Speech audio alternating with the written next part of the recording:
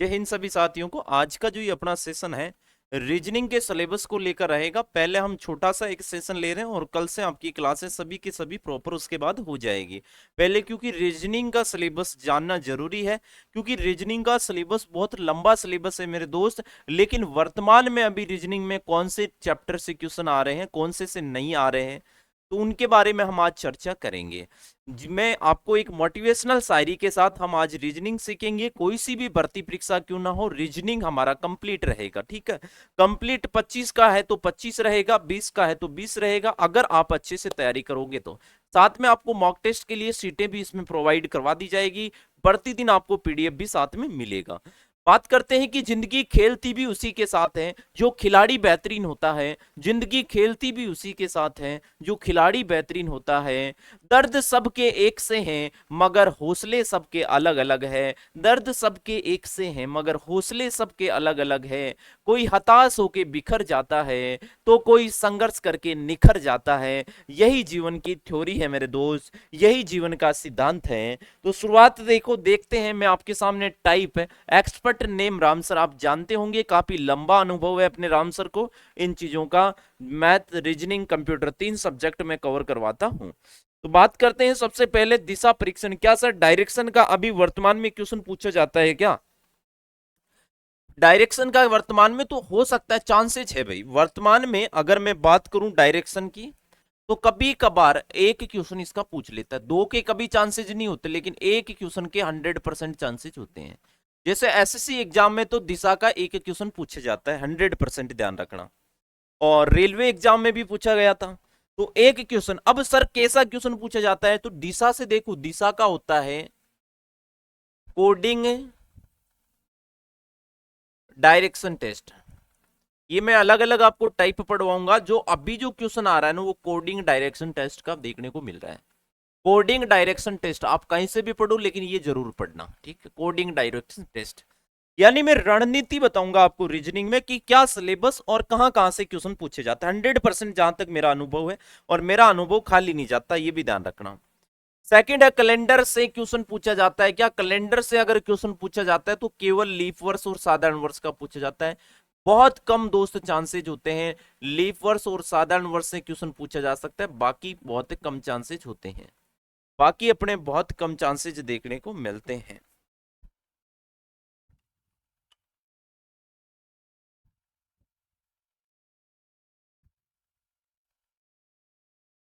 ठीक है, बाकी बहुत कम चांसेस देखने को मिलते हैं लीप वर्ष साधारण वर्ष। ठीक है, समझ गए बात को थोड़ा सा। अब गणित संबंधी तो बहुत कम क्वेश्चन मिलता है। अगर गणित संबंधी मिलता है तो कोण का क्वेश्चन मिल जाता है। कोण भी कैसा, वो भी मैं आपको बता दूंगा। कोण और इसका कभी कभार दिशा और घड़ी का क्वेश्चन क्या कर दिया जाता है, मिक्स कर दिया जाता है। ठीक है, तो वो टाइप मिल सकता है। सर कोडिंग डिकोडिंग मैं बताऊं, अभी जो रीजनिंग का सबसे इंपॉर्टेंट पार्ट है आपका कोडिंग डिकोडिंग है। कोडिंग डिकोडिंग के 2-3% तो हर परीक्षा में 2-3-4 नहीं 5-5% मिले हुए हैं। तो अगर आप रीजनिंग पढ़ रहे हैं तो सबसे पहले कोडिंग डिकोडिंग पर अवश्य ध्यान दे। ये दोनों चैप्टर अभी वर्तमान में ऐसे चैप्टर हो गए हैं कि जिनसे क्वेश्चन बहुत कम पूछे जाने की संभावना है, जबकि कोडिंग डिकोडिंग के क्वेश्चन वर्तमान में 100% पूछे जाते हैं। समझ गए मेरी बात को? उसके बाद में आगे बात करें वर्णमाला या श्रृंखला परीक्षण का एक क्वेश्चन 100%, अल्फाबेट सीरीज का या सीरीज टेस्ट का एक क्वेश्चन 100% पूछा जाता है। सर किस तरह का क्वेश्चन पूछा जाता है, बात करते हैं। तो जैसे आपके सामने ऐसा आ जाता है ना, कई बार ट्रिपल ए आ गया, उसके बाद ट्रिपल बी आ गया, फिर ट्रिपल सी आ गया। इस तरह का, मतलब इस तरह की आप सीरीज बनाते हो ना। कभी एबीसी की सीरीज चल रही है, कभी एक्स वाई जेड की सीरीज चल रही है, फिर एबीसी आ गया, एक्स वाई जेड आ गया। मतलब इस तरह के क्वेश्चन 100% मैं कह रहा हूं एक क्वेश्चन इसका पूछा जाता है।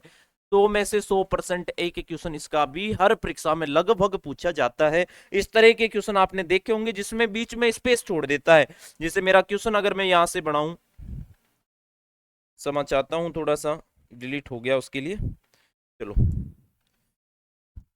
यहां से देखना A B C X Y Z. यहां से अगर देखो, इसमें क्या करेगा, सी गायब कर देगा, इसका जेड गायब कर देगा, इसका बी गायब कर देगा। आपसे पूछेगा कि किस तरह से ये आगे निर्माण होती चली जाएगी। ठीक है, सर क्रम परीक्षण रैंकिंग टेस्ट का क्वेश्चन पूछा जाता है भाई, सीजीएल की तैयारी कर रहे हो तो रैंकिंग टेस्ट का पूछा जाता है, नॉर्मल एग्जाम में रैंकिंग टेस्ट का अगर पूछा भी जाता है तो बिल्कुल बेसिक सा एक क्वेश्चन पूछ लिया जाता है कभी कभार, बिल्कुल बेसिक सा कभी पूछा जाता है, एक से ज्यादा नहीं पूछा जाता, एक या जीरो।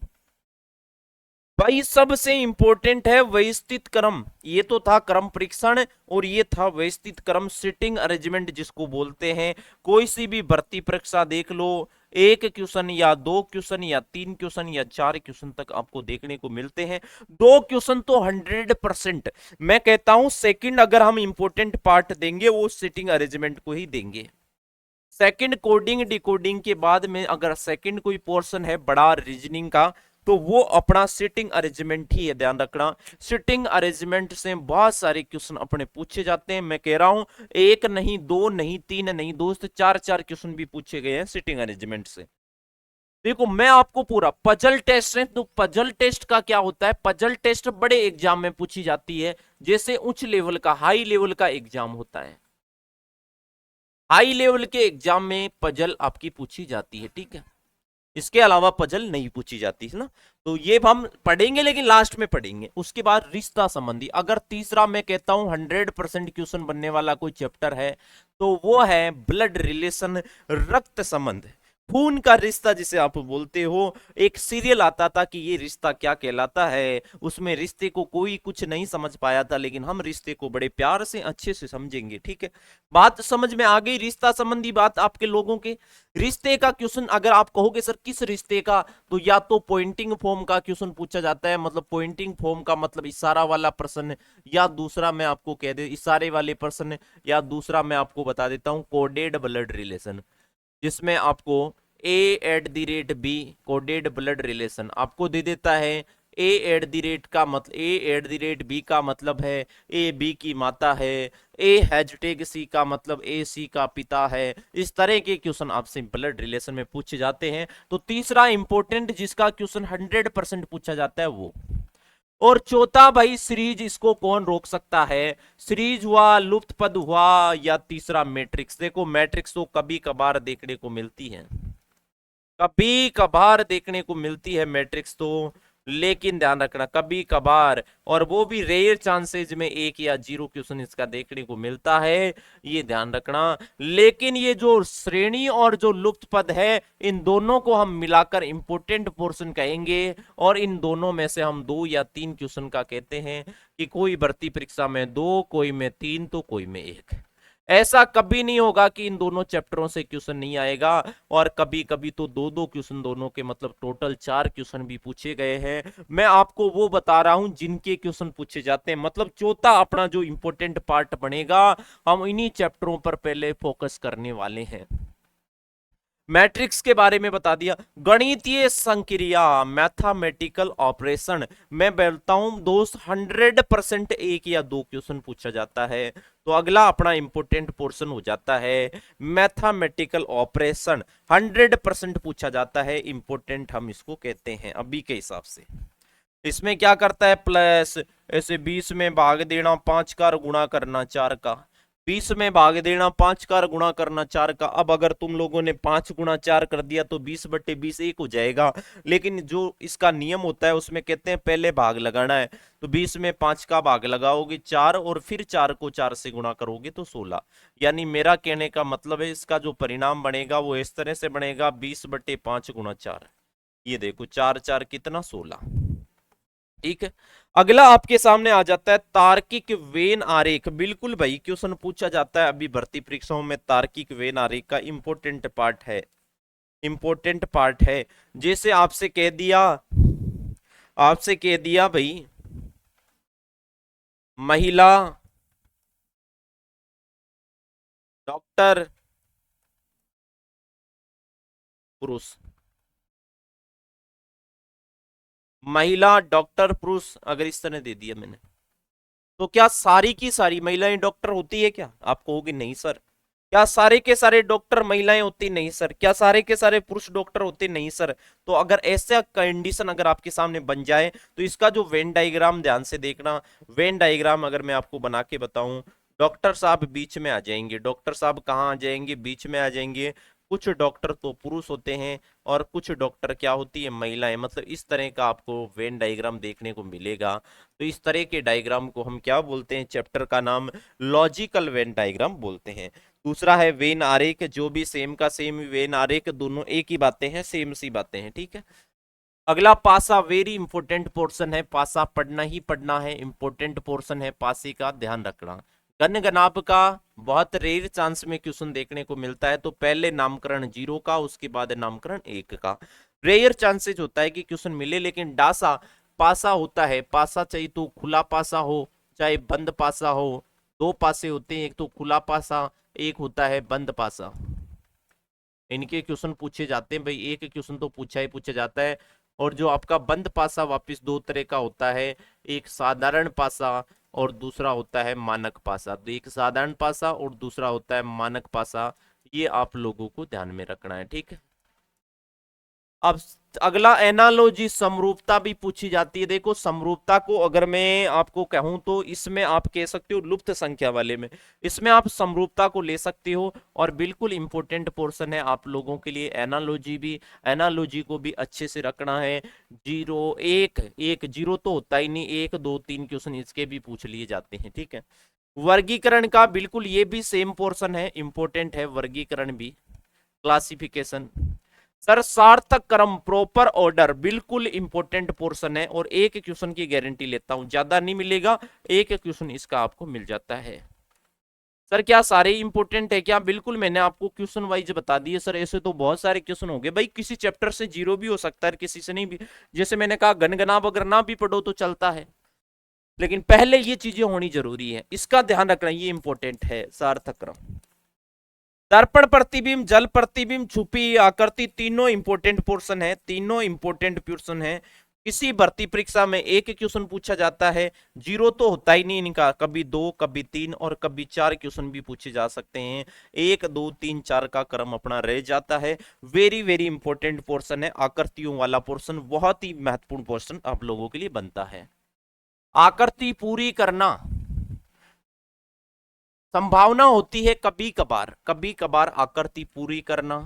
अब मैंने कह दिया 3 4 कागज को मोड़ने वाली आकृतियां, थोड़ा सा इसका ज्यादा ध्यान रखना इंपॉर्टेंट है। हालांकि ये बहुत कम चांसेज में मिलती है, ये उन्हीं 1 2 3 4 में आ जाएगी, आकृतियां 4 तक देखने को मिल सकती है।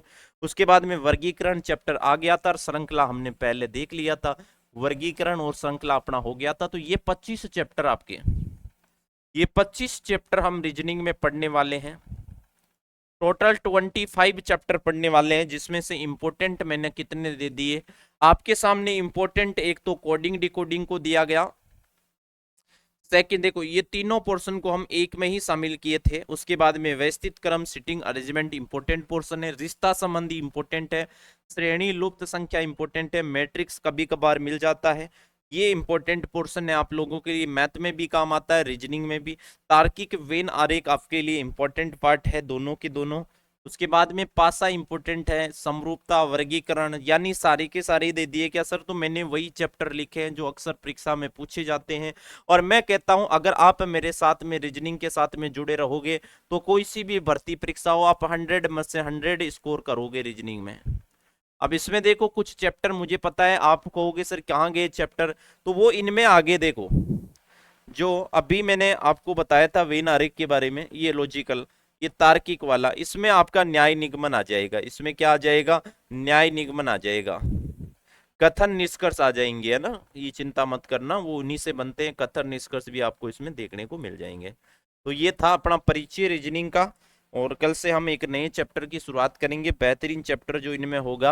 हालांकि चैप्टर शुरुआत में आज से ही कर देता, लेकिन मैंने सोचा एक डेमो क्यों ना आप लोगों को पहले प्रस्तुत करवा दिया जाए। कम से कम तुम्हें पता तो चलना चाहिए कि हमें कितने चैप्टर पढ़ाए जाएंगे और कितने हमें पढ़ने हैं, ये परिचय हो जाना अपना जरूरी था। तो एक ये छोटा सा सेशन आपका परिचय का हो गया। कल से आपकी सारी क्लासें प्रॉपर होगी, रीजनिंग की क्लास कल से आपकी प्रॉपर हो जाएगी। सभी को जय हिंद, जय भारत।